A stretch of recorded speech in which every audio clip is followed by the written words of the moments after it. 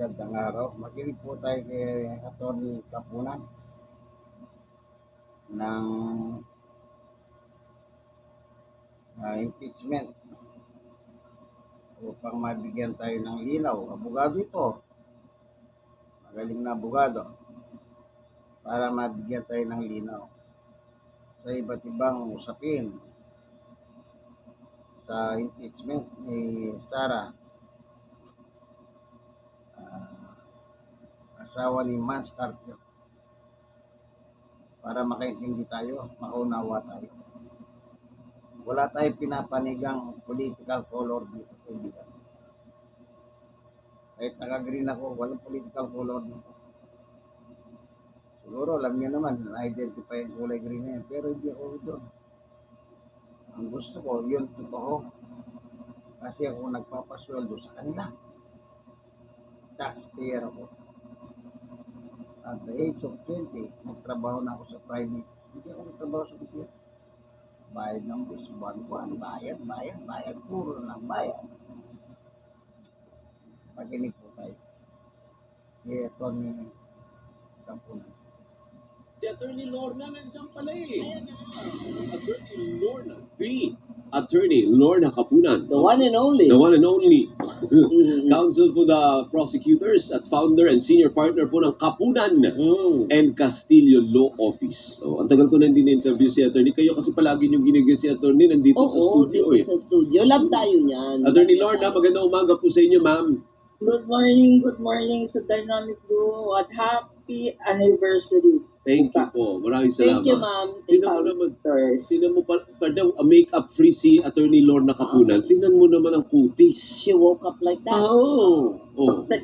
Wala akong makeup eh. Kaya nga eh. Oh, mamula-mula ang kutis ng lola mo. Samantalang ako nagpapalitada na. Masama pa rin. Ako din. Pwede, ang kapal ng palitada. Masama pa rin.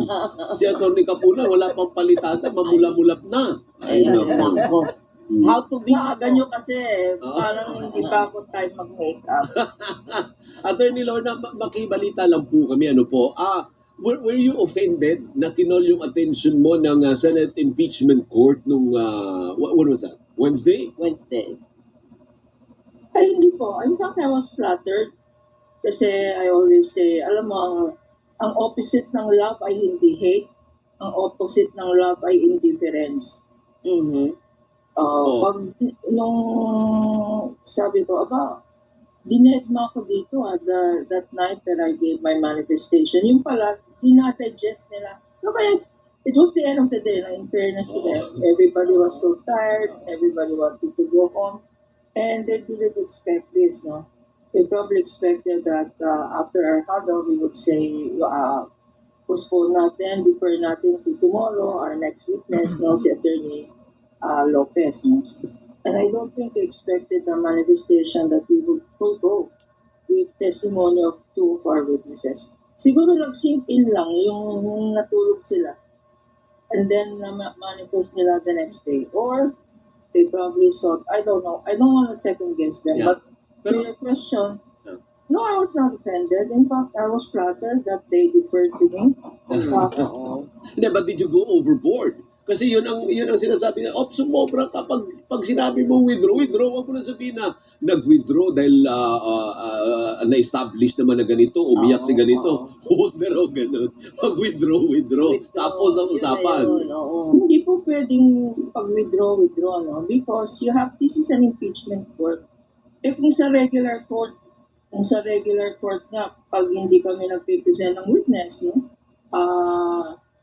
If we decide not to present a witness or we decide to postpone, you have to give a reason to the court.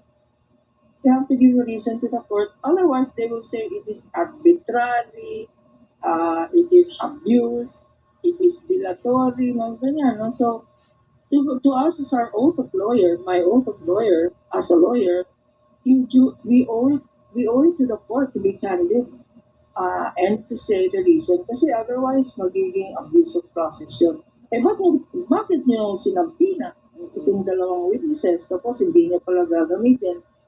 The manifestation was necessary. The presentation of the two witnesses, unnecessary, but the manifestation on why, the reason why was necessary. Otherwise, magiging frivolous naman yung pagtawag namin ng subpoena sa mga witnesses. Opo, opo. Pero meron pa rin daw po kayong idadagdag, mag-withdraw pa rin kayo, hindi lang dito sa dalawang ito. Yesterday, nung nag-withdraw na po, last Wednesday, Oo. I think Chairman Jinky, who is our head public prosecutor, manifested already na mag-withdraw kami ng 5 witnesses, 5 more witnesses. Yun na po yun, ma'am. Hindi, may isa pa sila, may matibag pa sila. One last We have for one Tuesday. more. We have one more witness on Tuesday. Mm-mm. Si NBI Director Matibag, kasi sa Monday magkakaroon ng oral arguments tungkol sa dalawang issue. No? Number one, yung aming subpoena for the bank records. At pangalawa, yung pong issue ng DIR, mahiwagang box. Apo, I'll go there in a bit, Attorney Lorna, sa BIR at saka sa bank records. Ano po. But si Matibag muna, ano ang papel ni Matibag? What will Matibag contribute Mm. sa prosecution? I think he will complete the narrative, no? Kasi bakit daw puro NBI agents? Because this principally refers to yung video na I have hired a killer, which is grave threats and inciting to sedition, pati yung mga iba pang video na pinakita namin. At important yung first witness, si Agent Kalilong, because siya yung nag-establish ng authenticity ng video, no? Authentic, at saka yung provenance, yung source, saka yung chain of custody. So, number one witness siya. Number two, but he could not testify on the contents because limited naman siya to authentication. At number two, yung second witness namin testified as to the contents. Kasi siya yung head ng division na yan, cybercrime division. Remember, all of this is a cybercrime, no? May nagtanong nga na senator, if this is really acts of threat, why not your anti-terrorism or your anti-whatever division of the NBI? No, but principally, this is a cybercrime. That's why pumatak sa cybercrime division. And yung continuing investigation beyond the scope na yan ng cybercrime division ni Attorney Lotto kept answering, we referred, what did you do with your findings? So ang lagi niyang sagot, he referred it to the intelligence division or another division of the NBI, which really is tasked to continue the investigation. Intelligence work na. So, ang pinaka-head po doon ay si Matibag. Director Matibag will complete the whole picture. No? And that is why his testimony is very necessary. Opo. Oo, pero si Matibag, bago-bago lang din sa NBI, Attorney Lorna, di ba? I mean, Siya- hindi niya naabutan ito, yung Correct. investigasyon na ito nung NBI. Opo, pero continuing investigation yan, no, up to now, no? Kasi nagtatanong, meron bang kayong nahanap na assassin? Meron ba kayong, anong ginagawa niyo dyan? Ano? So, he can attest to what the FBI is doing by way of continuing investigation. Kasi hindi naman nag-stop yung investigation nung pinalitan yung former NBI head, no? Opo. So pwedeng sabihin ni Attorney Matibag, pwedeng si Attorney Matibag yung mag-identify kung meron ngang natuklasang hitman o assassin. Ay, hindi po natin alam kung, because as a matter of fact, we must appreciate na this is a matter of national security. No? At meron tinatawag na dapat confidential ang investigation. But let's see what he can and how far he can reveal as to the progress of his investigation. Tungkol sa proper identification ng sino yun, or persons at the very least, persons of interest ang tinatawag natin doon. Hintayin po natin sa Tuesday kung ano po yung testimony. Pero ma'am, importante po ba, mahalaga at talagang kailangan na may ma-identify na hitman? Kasi wala naman po magsasabi, oo, ako po ang talagang, Wala bang aamin? wala nga amin, ako nga ang hitman. Paano po yun, ma'am? Kaya nga, no, because dapat nga, maganda yung sinabi ni Tito Sen, no? Ibalik natin ito. Ano bang pinag-uusapan natin dito? Krimen ba? Grave threats ba? Sedition? Pending yan. Di naman yan ang pending sa impeachment court.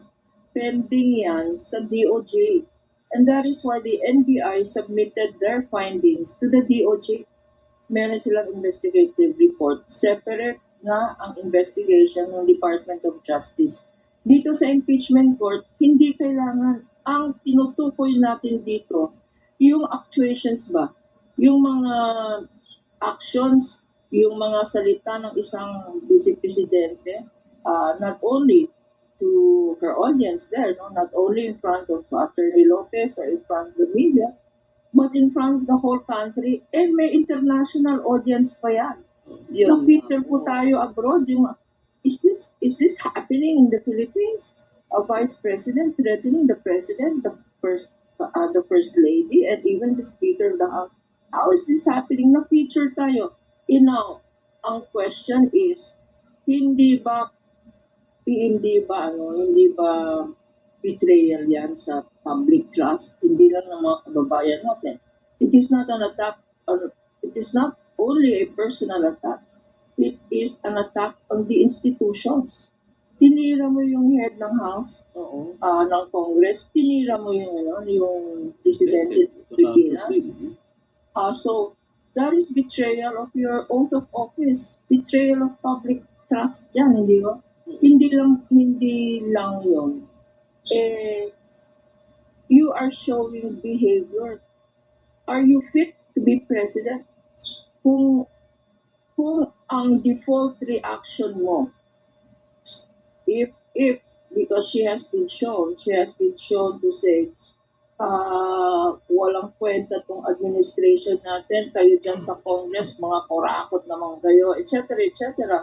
And she said, why are you targeting me, Operation Romanov, etc., etc. No? But is violence a default reaction to a situation like this? Do something. And people ask, what is the Office of the Vice President doing? Ano ang ginagawa ng Office of the Vice President? Is this the default reaction of the second highest official? Patayin lahat yan. Kyle, if she can hire an assassin, a person to kill the president, she can do that to anybody who she doesn't agree with. That is dangerous. Kung merong politician dyan, o kayo sa media, kung ayaw niya, lalong-lalo na kayong tandem na yan, Kami talaga, ma'am, baka hindi nyo lang alam, meron siyang hit list, kasama ng media dyan, no? Kasi your show, and your next show, Doris, no? Ang laki po ng viewership nyo. So you are influencers. You are the ones giving out the truth there.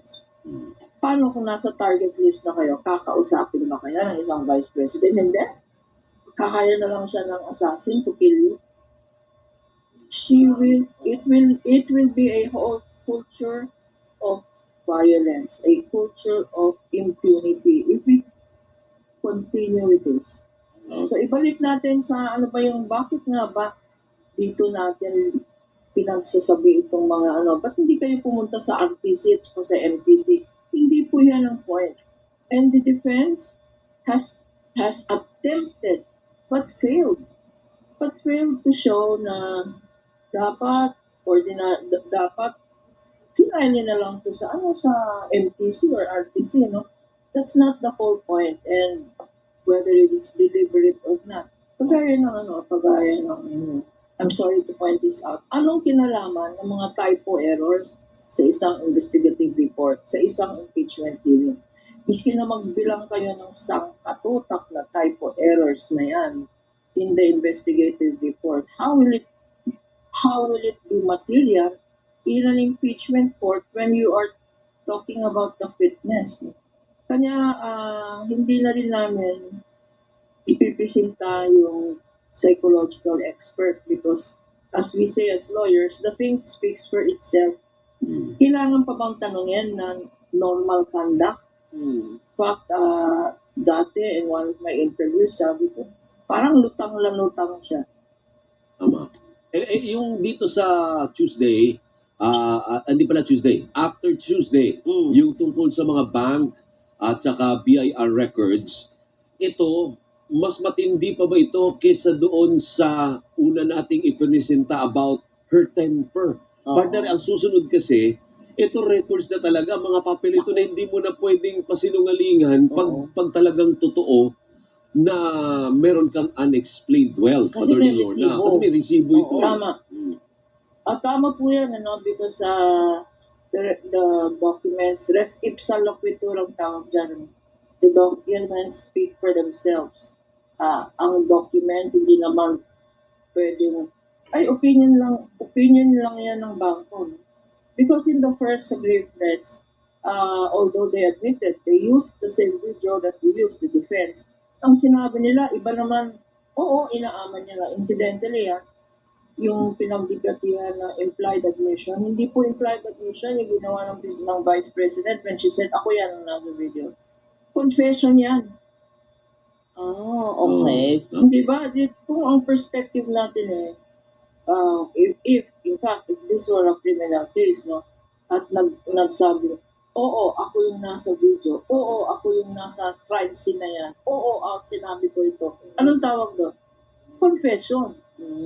Pag-amin. Pag-aamin yan, so klarong-klaro na yung Article 4, which is the first in the order of presentation. To your question, Alvin, yes, malinaw na malinaw yung bank records na yan. Hindi naman pwedeng sabihin na tinamper yan ng prosecution o in-insert lang yan ng prosecution or tawag doon, fishing expedition.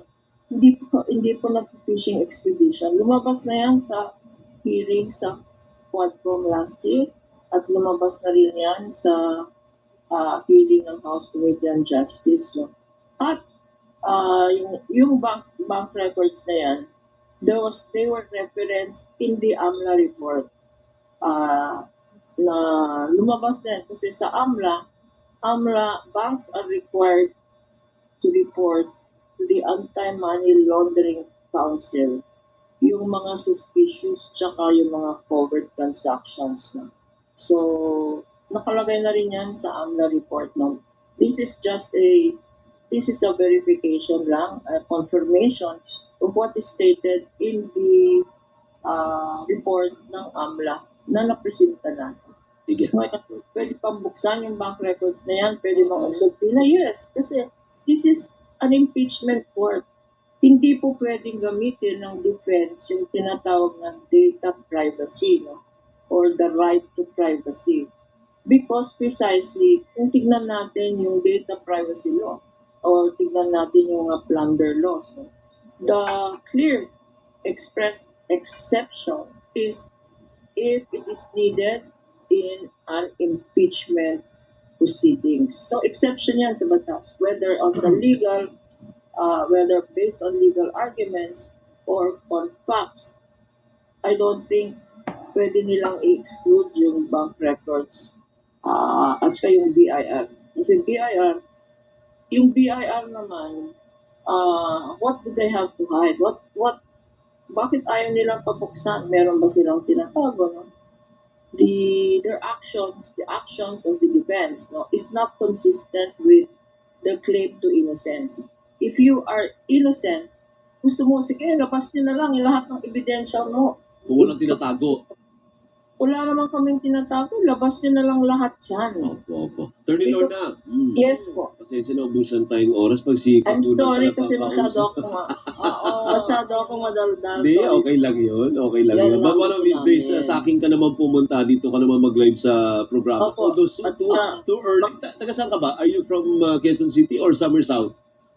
Here, I'm 10 minutes away from you guys. Ayun okay. pala. Thank you, Attorney Lorna. Mabuhay ka. Si Attorney Lorna Flawless. Yan. Kapunan. Pwede na ba yan? Pwede na ba yung adjective na flawless, Attorney Lorna? Pwede bang lagay niyo yang? Yeah. Looking young kasi Pwede, pag pwede. ini-interview ako, laging sinasabing veteran. Oh, ay, hindi. Oh, yeah. Hindi naman po tayo, hindi pa panahon para i-confine ako sa veteran hospital.